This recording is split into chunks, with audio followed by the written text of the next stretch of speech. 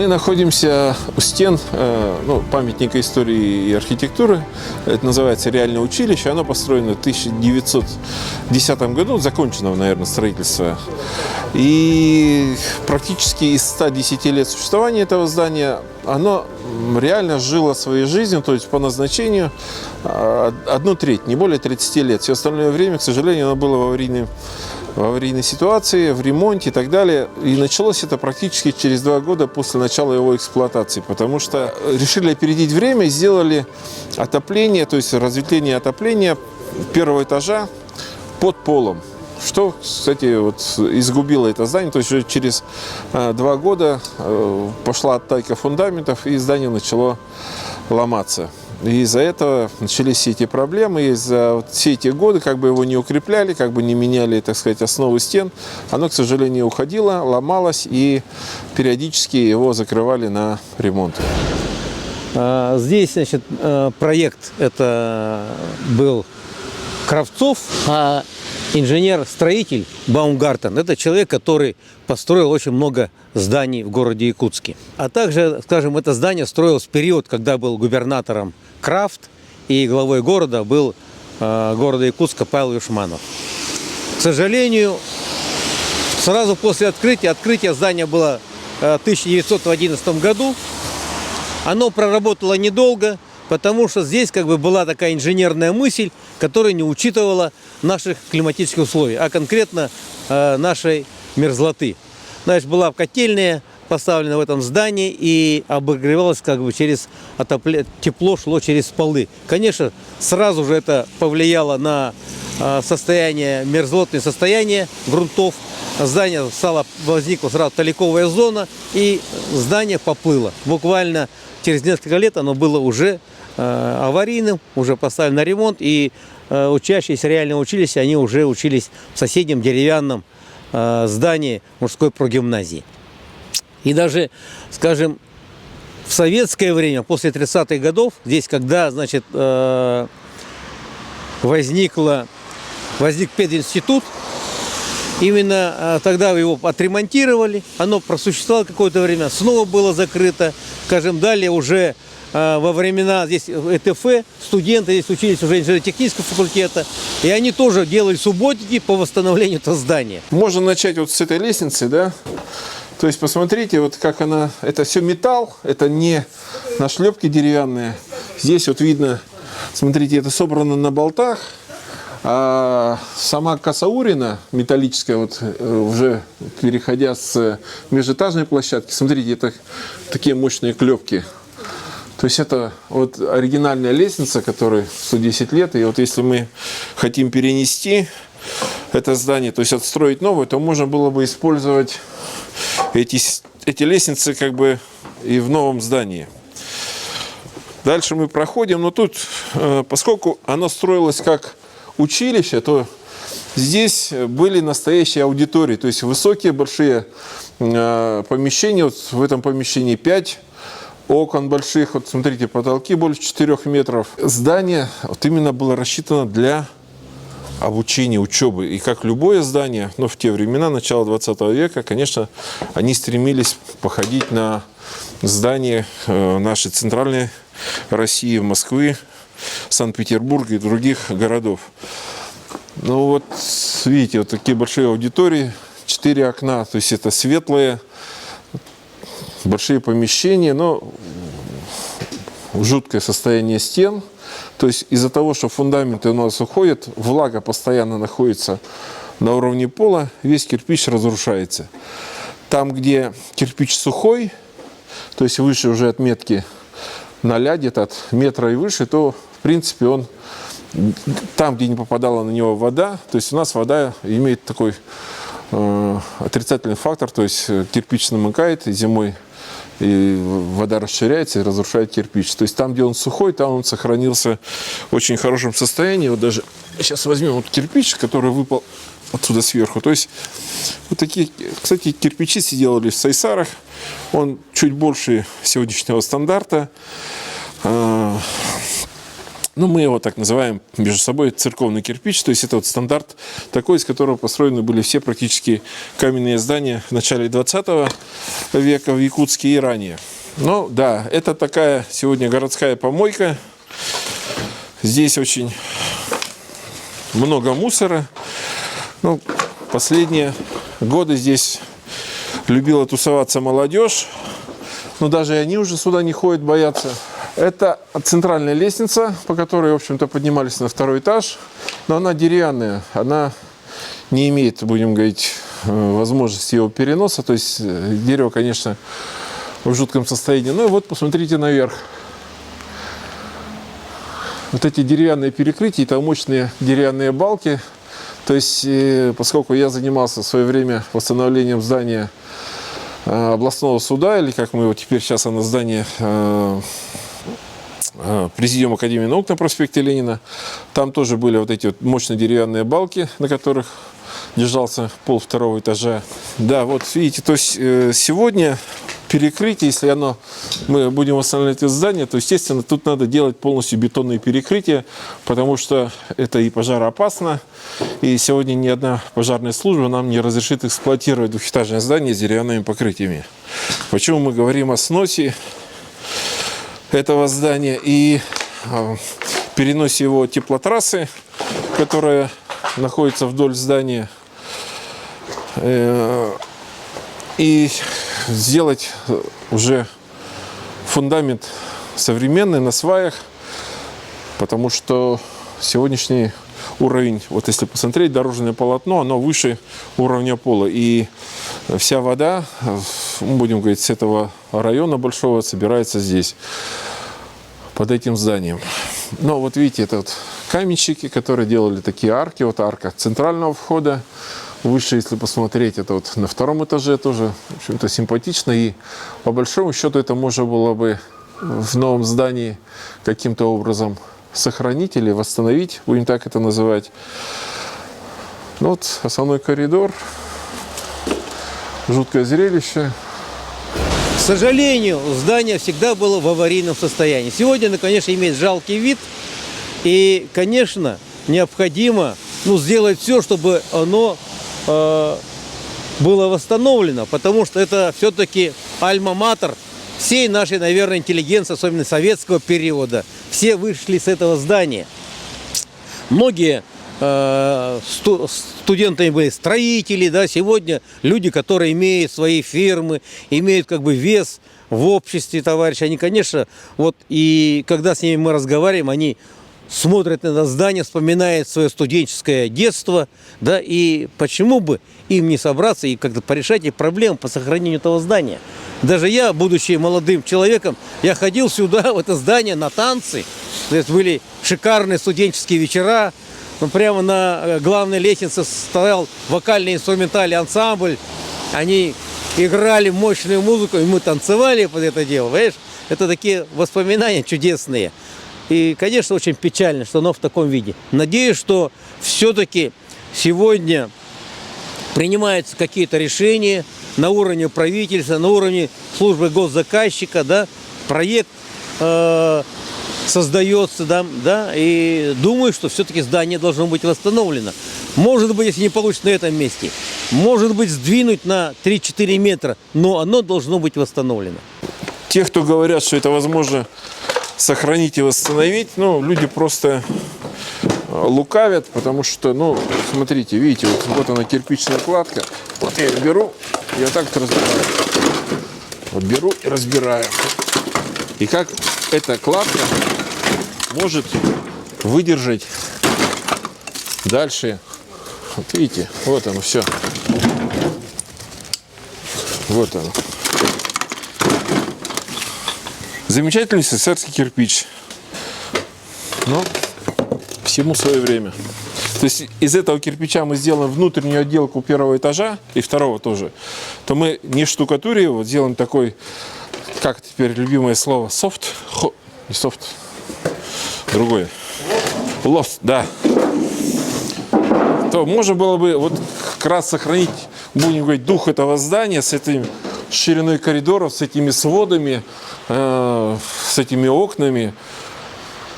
ну, с размерами этими окон. И согласитесь, что это была бы какая-то вот такая частичка все-таки сохранения истории. А как вот это все сохранить? Ну, да, мы можем еще 100 лет говорить и, как это называется теперь, осваивать деньги государственные. А что такое государственные деньги? Это деньги налогоплательщиков, то есть то, что я плачу налоги, и на них мне пытаются сказать, что это здание можно отреставрировать. Невозможно. Я вам говорю, как строитель, как каменщик. Вот смотрите, здесь вот балки сохранились, то есть здесь не было пожара в этом углу.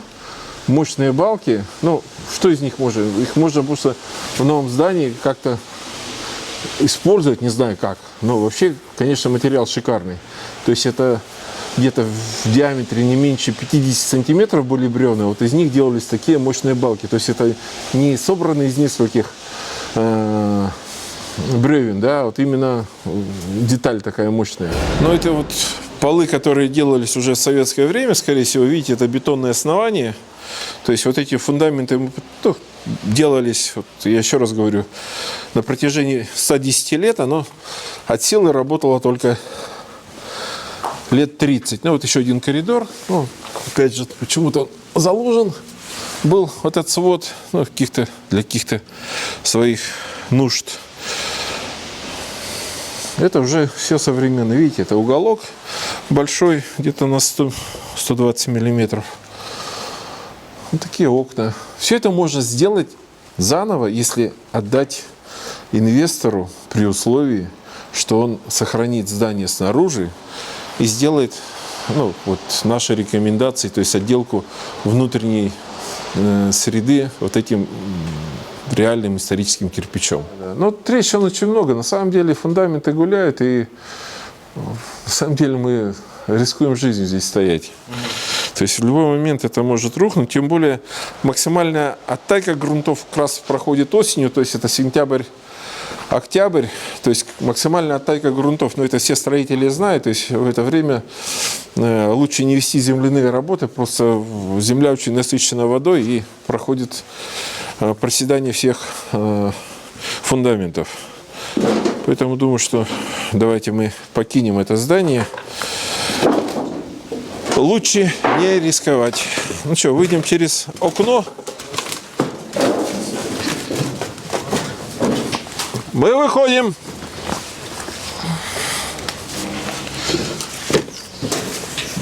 Ну вот смотри, вот оно все.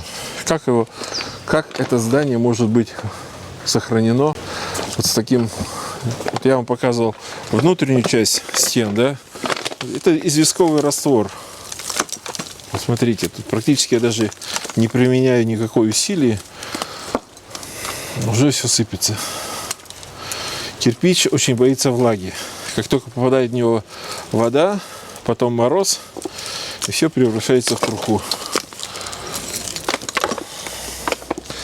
Поэтому говорить о восстановлении, вот смотрите, видите, вот тут водосточная, пока была кровля, вода текла вдоль стены, и стена очень быстро разрушается, что, кстати, у нас часто в городе. Вот тоже казначейство, которое 10 лет назад меньше отреставрировали, но за 10 лет она уже успела вот так же пострадать. Потом здание бывшей типографии имени Гагарина, сегодня художественный музей, тоже из-за этого страдает.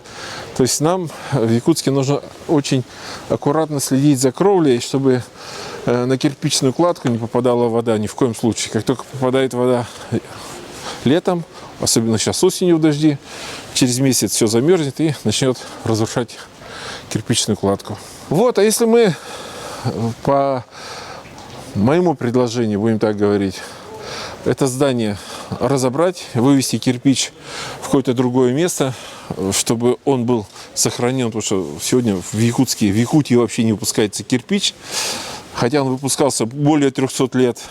Первое кирпичное здание, помните, это было казначейство, в 1704 году по личному указу Петра I было построено.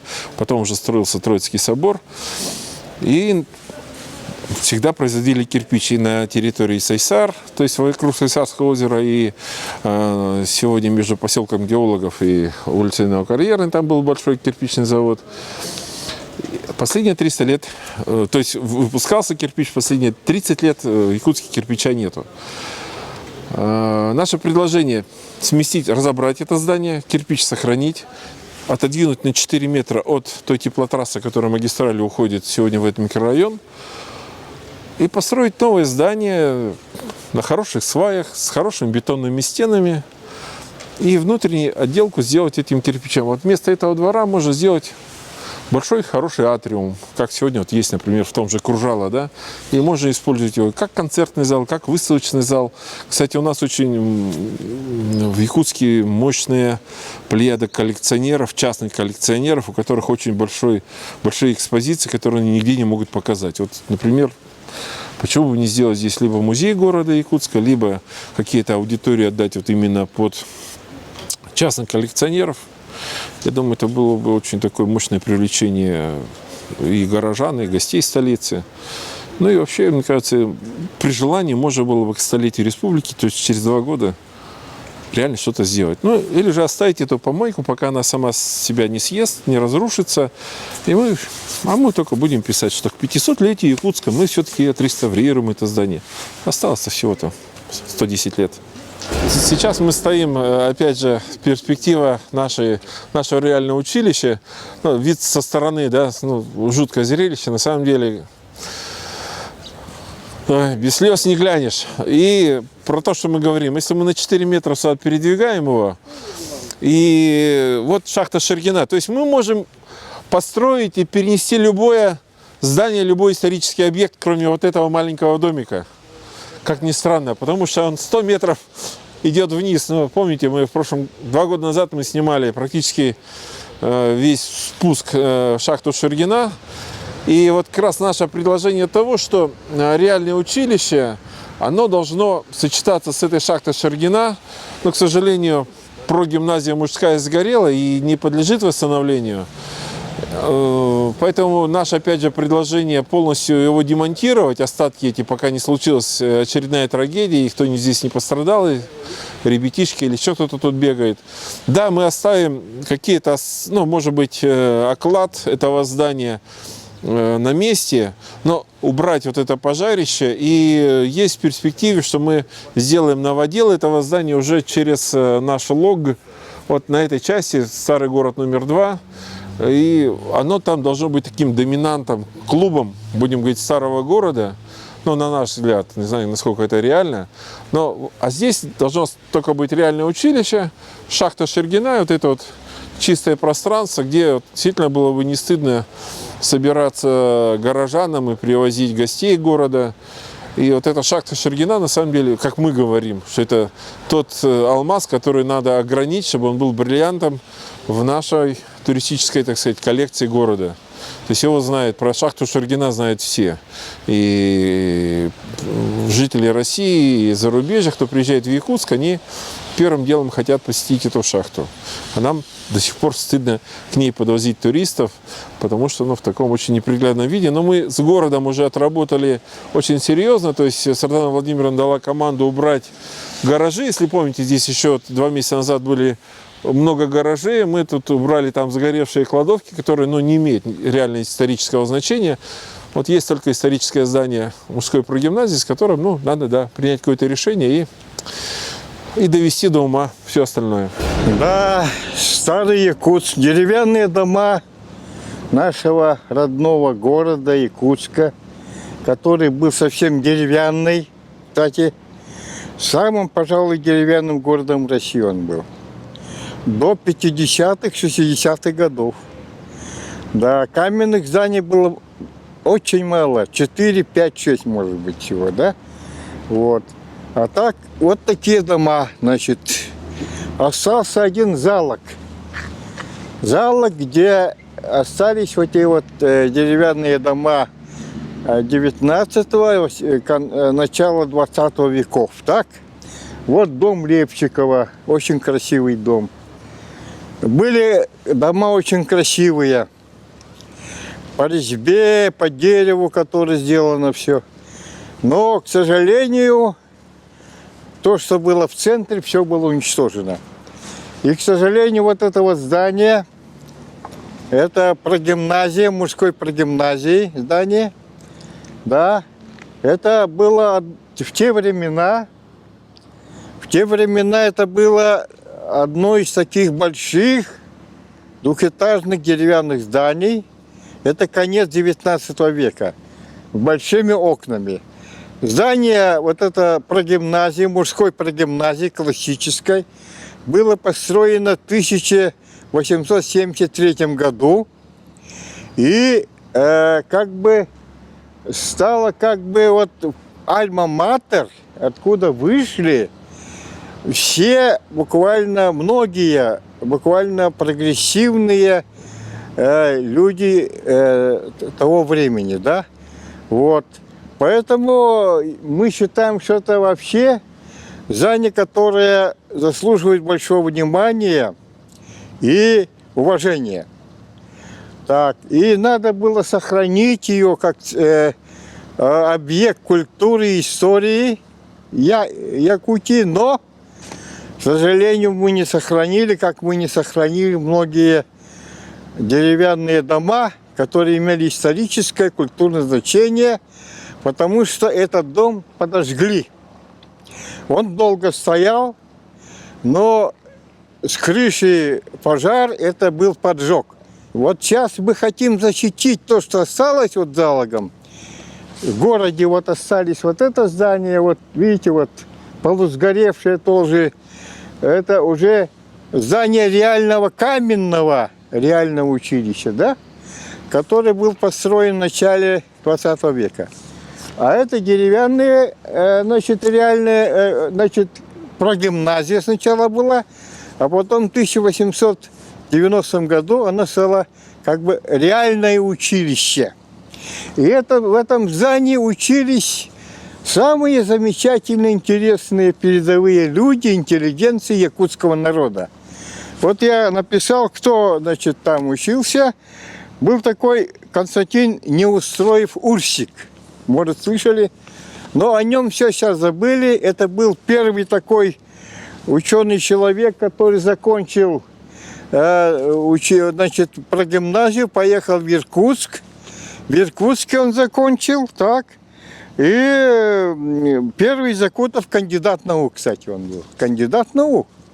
Это конец 19 века. И причем он был первым народником-революционером. Да. И за что поплатился? Он был такой гордый, бесстрашный. Тогда таких называли инородцы, как бы, да. Он ударил по лицу генерал-губернатора даже, да, который пришел к нему. После как его осудили. И зачем? И поэтому он был расстрелян, убит. Вот в чем дело. Об этом человеке, интересно, мало кто знает. Дальше закончил Георгий Слепцов, который закончил Академию наук в Санкт-Петербурге. Первый врач из якутов, участник 3-го Международного конгресса ориенталистов в Санкт-Петербурге. Тоже очень грамотный, такой интересный, хороший человек был. Дальше кто закончил? Сивцев Дмитрий, участник Всемирной выставки в Париже в 1900 году. Он хорошо говорил на французском языке, на других языках, потому что в мужской прогимназии учили немецкий язык, французский язык учили, русский хорошо, литературу русскую, русский язык учили, да? Поэтому это был очень грамотный человек. Дальше Василий Васильевич Големнюк, духовный лидер якутского народа, да? Ага. Он был зачинателем якутской литературы, писателем, просветителем, который хотел для своего народа только просвещение правды, добра. Но, к сожалению, в 1928 году он умер в тюрьме, был он приговорен к расстрелу тоже. Дальше Прокопий Сокольников такой был. Он в 1897 году окончил Московский университет. Это в конце 19 века. И стал одним из первых медиков, известных медиков Якутии, да. И он дружил с Львом Николаевичем Толстым. Да, дружил, переписывался долгое время с ним. И он Льву Николаевичу помогал. Вот когда духоборы такие были, духоборы, а их Лев Николаевич опекал духоборов, старообрядцев опекал. Духоборов выслали в Якутию. И Толстой попросил помочь ему, так как он сам оттуда, с якутских краев, пусть, говорит, его, значит, духоборов как-то надо им помочь. И Сокольников помогал им. Между прочим, облегчил их дальнейшую судьбу. И в этом же здании учились кто?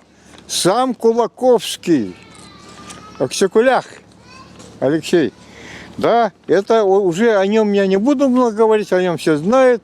Это был тоже одним из духовных лидеров якутского народа, Аксакулях. Да, и он тоже был, его преследовали, он умер в Москве в 24 году.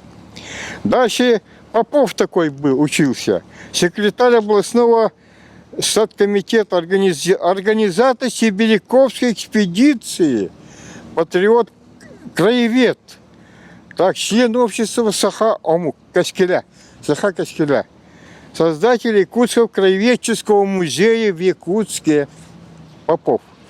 Вот такие люди. И кто еще? Сам Ксенофонтов говорил, знаменитый ученый наш, который написал книги об истории якутского народа, Уран-Хай, Сахалар и так далее, тоже учился в этом здании. Поэтому это здание очень было, значит, такое для нас, современников, ценное, имеет большое значение.